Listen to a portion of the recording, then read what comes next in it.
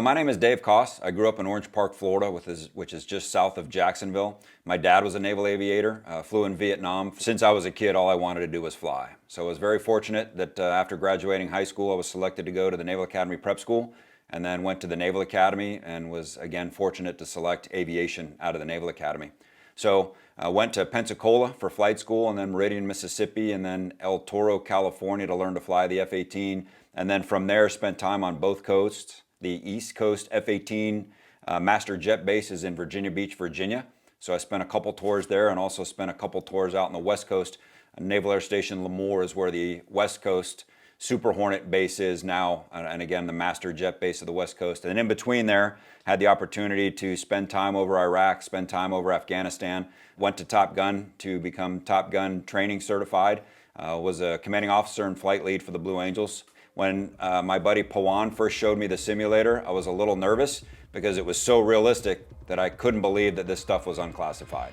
And when I got in and got to push a little of the buttons and fly the simulator around, it immediately took me back to my flying days, and I honestly felt like I was right back in the cockpit. Gun, it was actually very realistic, is to avoid enemy radar, right? Radar has a footprint that you can actually fly under.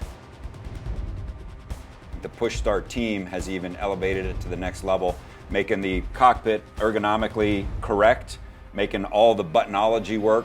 All the flying is about as realistic as it absolutely can be. And again, I'm shocked that all this stuff is unclassified, but I'm really enjoying the product.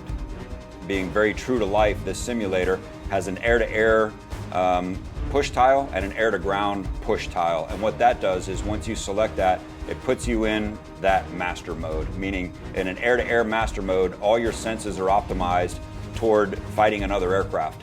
And then in the air-to-ground master mode, all your sensors are optimized towards attacking targets on the ground. The first time I saw the radar in the simulator and all the other things that were associated with both the air-to-air and the air-to-ground master mode, I was shocked at, again, how realistic it is, not just from an operator standpoint, from a technology standpoint, of going out there and finding enemy aircraft on radar, using the air-to-ground radar to find targets, and then selecting the weapons to actually deliver them.